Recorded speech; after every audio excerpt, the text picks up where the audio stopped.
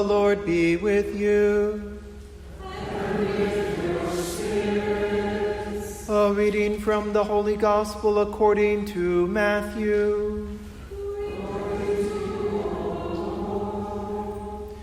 Jesus said to his disciples, "As it was in the days of Noah, so it will be at the coming of the Son of Man. In those days before the flood, they were eating and drinking, marrying, and giving in marriage, up to the day that Noah entered the ark.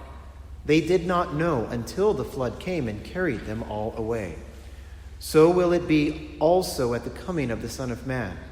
2 men will be out in the field, one will be taken and one will be left. 2 women will be grinding at the mill, one will be taken, one will be left.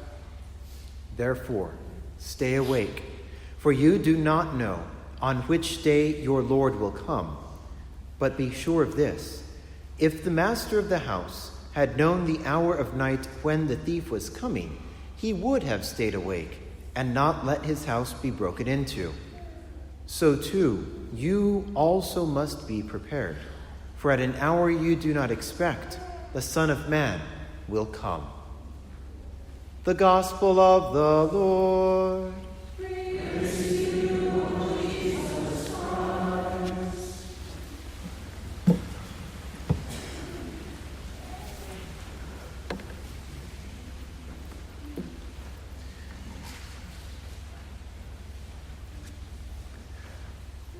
One early September morning, about 20 or so years ago, there was a man by the name of Von Alex, whose job it was to work at the airport taking tickets from boarding passengers, and he worked for American Airlines.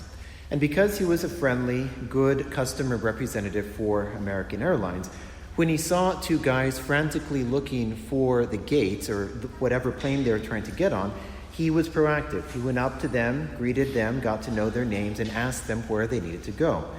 Talking to them, he figured out, okay, you need to get to this gate, and he got them to their plane just on time before the door was about to close. Now, the next day, and as in his own words, for the next 15 years, Vaughn was filled with a strong sense of guilt and of shame, because later on that day he realized that those 2 men that he helped to board that plane at the last second were the ones who hijacked that plane and drove it into the Pentagon on September the 11th. And in one of the interviews that he had to go through with the FBI, he told them, "I did it, didn't I? I was the one who put them on that plane." If the master of the house had known the hour of night when the thief was coming, he would have stayed awake and not let his house be broken into. Now, some of us might hear these words of Jesus, some of us might hear this gospel from St. Matthew, and we might think back to our own times in our own lives with a sense of guilt and a sense of shame. And we often tell ourselves, if only I'd known, if only I had paid closer attention, if only I had done something, if only I wasn't crippled by fear.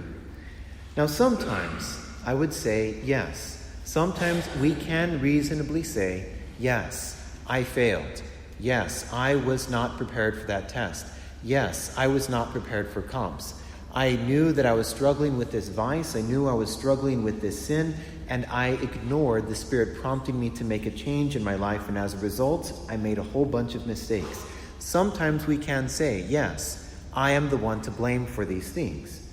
But there are also many cases in our own lives that are like that of Von Alex's, in which there was no reasonable way that we could have been prepared. When Jesus tells us those words that we heard in the gospel, you too must also be prepared, for at an hour you do not expect, the Son of Man will come. When we hear these words of Jesus, he is not asking us to get rid of the unknown. His commission to us is not to know every possible outcome. He is not asking us to eliminate our inability to see into the future. That's not what his commission to us entails. The unknown will always be a part of the future. God has ordained it so.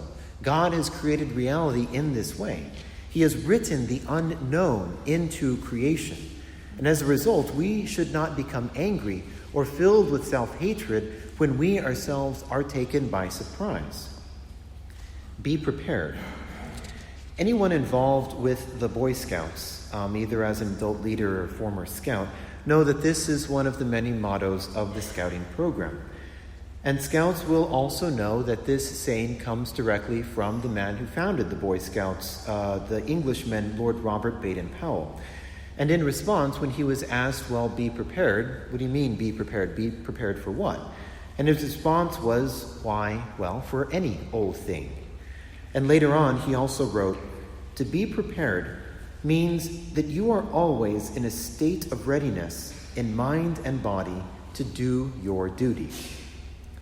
Now, as anyone who has gone on a Boy Scout camping trip or a 50-mile hike or a canoe trip or any sort of outing in the wilderness will know that even though Boy Scouts have a reputation for being prepared, there are so many times when Scouts are faced with circumstances that they did not plan for. So many times that Scouts could think, oh, if only I had brought that tool, if only I had paid more attention in that merit badge class about tying knots or first aid. But the greatest preparation, around which material, or if you will, exterior preparation revolves, is interior preparation. Preparation in our mind. Preparation in our heart. After all, think ahead to what Jesus tells his disciples when he sends them out. He's very explicit about what he does not want them to carry. He doesn't say, take a sleeping bag and a tent and a knot and a first aid kit. No, he says, don't take all of these things. Why? Why does Jesus tell them to, in one way, not be prepared? Well, in this case, I would say it's because he is teaching his disciples to trust that interior preparation that they have received by listening to him. We do the best that we can. And yes, how many of us, and I'd say all of us, miss chances. All of us have opportunities to second guess ourselves. But we also have this opportunity this Advent season to grow in trust, to trust that God indeed knows what he is doing, especially when he writes the unknown into our lives. We are called to trust God when he made our perception of the future not clear, but opaque. And we try very hard to do the best that we can to be ready, to recognize, to see, and to welcome Christ into our lives. After all, Christ has not only come, as though that's only in the past. No, Christ will continue to come into our lives, lest we think we lost and blew our chance to welcome Christ in the past. As long as we breathe, Christ will make his way into our lives, and if we have the eyes to see, we can welcome him with love. As we prepare to come forward to receive the gift of his own body and his blood, may we not second guess our decisions, but rather learn from them, so that we will continue to be prepared for the coming of Christ.